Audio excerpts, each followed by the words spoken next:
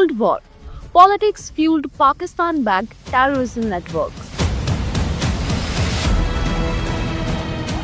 Indian security reforms weakened terror after 2011. Kashmiri Pandit exodus marked terror's brutal peak.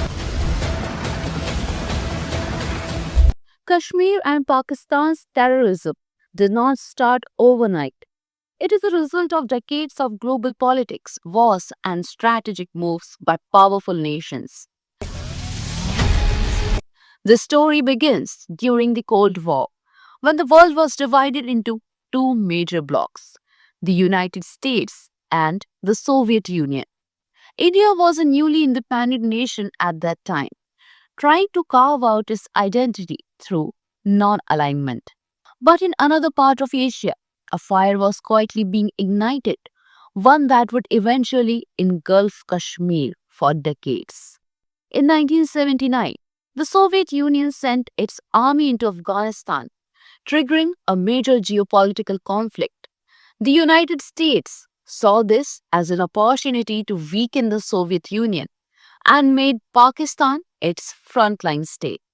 Through the Inter-Services Intelligence, that is ISI, Pakistan trained thousands of fighters, provided weapons, and funded operations that would later be used as a blueprint for insurgencies. This is where the strategic use of jihad as a proxy weapon became systematic.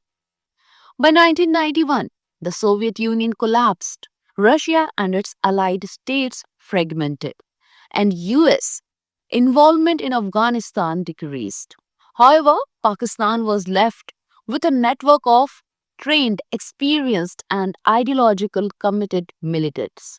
This network would later provide the backbone for violence in Kashmir and beyond. In 1984, India launched Operation Meghdoot to gain control of the Siachen Glacier. This region is strategically critical, connecting the borders of Pakistan and China. Pakistan repeatedly tried to seize control but failed. The loss in Siachen sent a clear message. Direct military confrontation with India was costly and difficult. Consequently, Pakistan shifted toward proxy warfare, supporting terrorism and insurgency.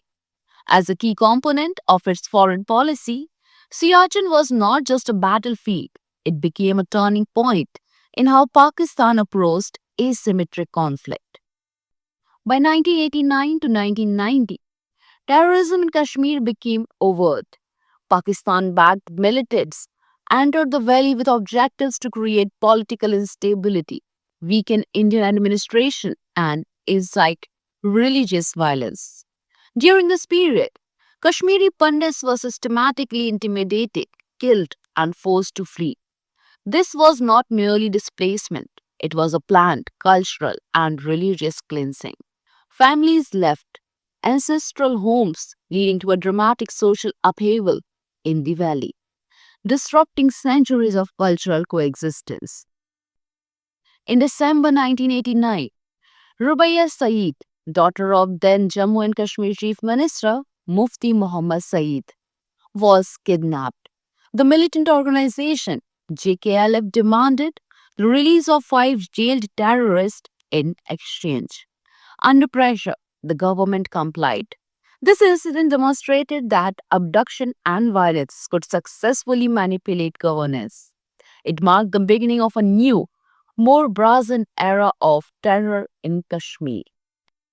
During this period, Yasin Malik emerged as a prominent leader of the JKLF. Using abductions, killings, and intimidation, he spread fear throughout the valley. While he later adopted a more non-violent political stance, his foundational years were deeply rooted in organized militancy. The JKLF network recruited young Kashmiri boys into violence, perpetuating terrorism across generations and ensuring a long-term destabilization of the region. By 2010, stone pelting and violence were at their peak. However, in 2011 to 12, a gradual change began to emerge. Indian security forces adapted new strategies to curb terrorism, like funding networks and Hawala channels supporting militants were disrupted. Overground workers coordinating terror were identified and neutralized. Large numbers of active militants were eliminated. Schools and colleges reopened, reviving normalcy. Tourism slowly returned, and local youth began moving away from violence. These measures restored social and economic activities, marking a clear turning point. India's proactive strategies highlighted that persistent effort, intelligence, and targeted action could weaken entrenched terrorist networks. Today, Pakistan, once the frontline state in the Afghan jihad, openly hosts Hamas rallies in POK. Militants display banners, slogans, and support for terrorist ideologies. This is not a local problem.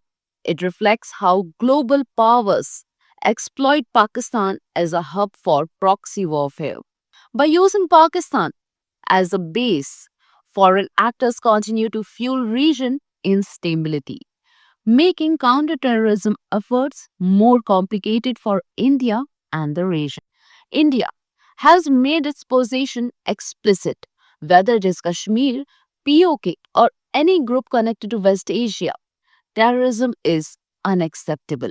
India's strategy includes strengthening intelligence networks across borders, cutting off financial and weapons supply to militants, maintaining security forces on high alert, providing education, employment, and opportunities to Kashmiri youth to keep them away from violence. This policy is far more robust and transparent than before, ensuring a comprehensive approach to counterterrorism.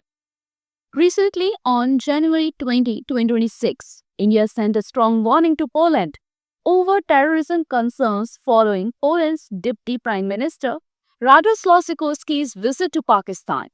During his visit, a joint statement mentioned Jammu and Kashmir, prompting External Affairs Minister S. Jaishankar to assert that Poland must show zero tolerance towards terrorism and not support any infrastructure aiding attacks against India. India has long accused Pakistan's army and ISI of backing terrorist groups targeting Jammu and Kashmir and other regions. The statement signaled to Europe that terrorism cannot be separated from trade or diplomacy. Poland acknowledged the threat, indicating a willingness to align with India's concerns. If we want to understand the story of Kashmir, we cannot ignore Article 370. This provision granted the state special status, which limited the central government's control.